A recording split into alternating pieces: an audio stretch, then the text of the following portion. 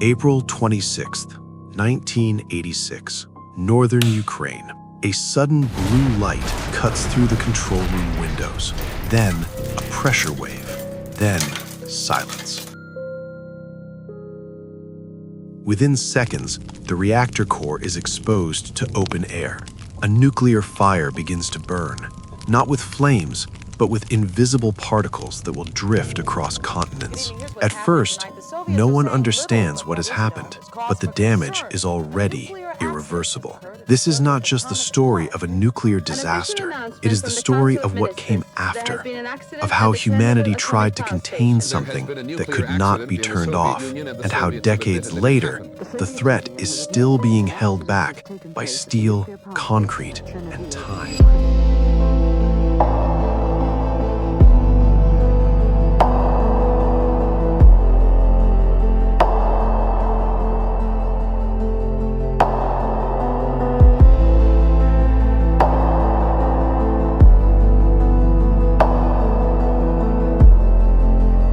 Reactor number 4 is not simply damaged, it is destroyed. The explosion has blown away the reactor's roof. Graphite from the core lies burning in the open air. Radiation levels spike beyond the scale of measuring instruments. Firefighters arrive first. They do not know they are walking into lethal radiation fields. Some pick up glowing chunks of graphite with bare hands, confused by the heat, unaware of the dose they are absorbing. By sunrise, radioactive material is already spreading across Europe.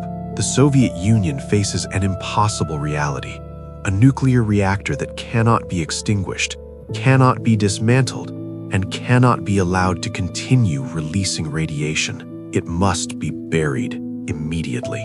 Within weeks, the Soviet government orders the construction of a massive containment structure. It will be called simply the sarcophagus. There is no blueprint, no precedent, no margin for error. Over 600,000 liquidators, soldiers, engineers, miners, and civilians are mobilized. Many will work in radiation zones so intense that human exposure must be limited to seconds at a time. Robots are sent in first.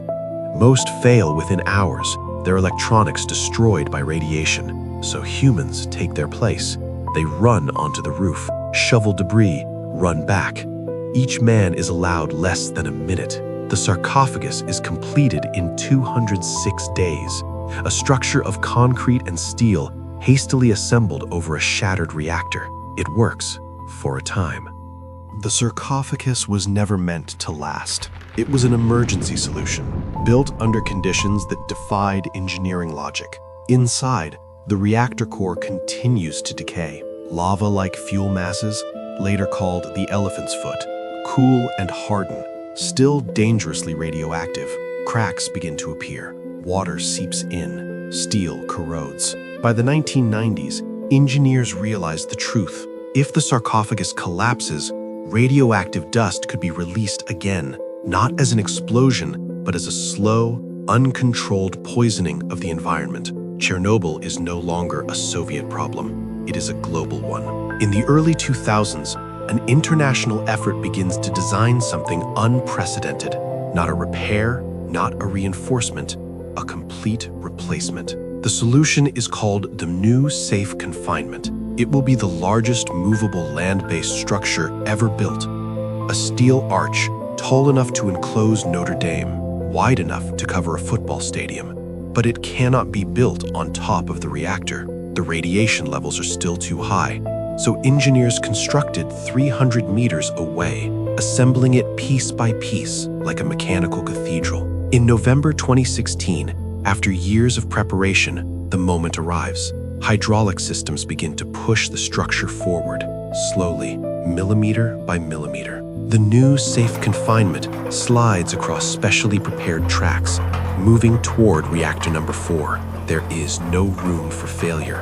If it jams, if it cracks, if the alignment is off by even a fraction, the project could be delayed for years. After days of careful movement, the arch reaches its final position. Chernobyl is sealed again, this time for a century. The new Safe Confinement is not a tomb. It is a workspace. Inside, remote-controlled cranes are installed.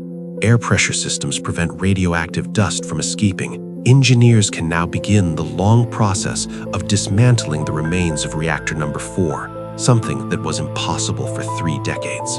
The structure is designed to last 100 years, not because the danger will be gone by then, but because that is how long humanity believes it needs to figure out what to do next. Today, the Chernobyl exclusion zone remains largely uninhabited.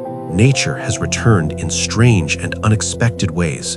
Forests grow, animals roam, but the reactor still lies beneath steel and concrete, silent, unstable, and unresolved.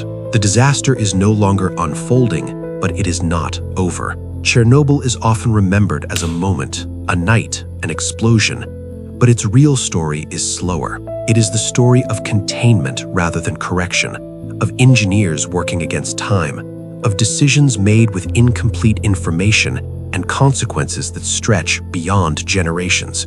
The sarcophagus bought the world time. The new safe confinement buys more. But beneath it all, the reactor still exists, waiting.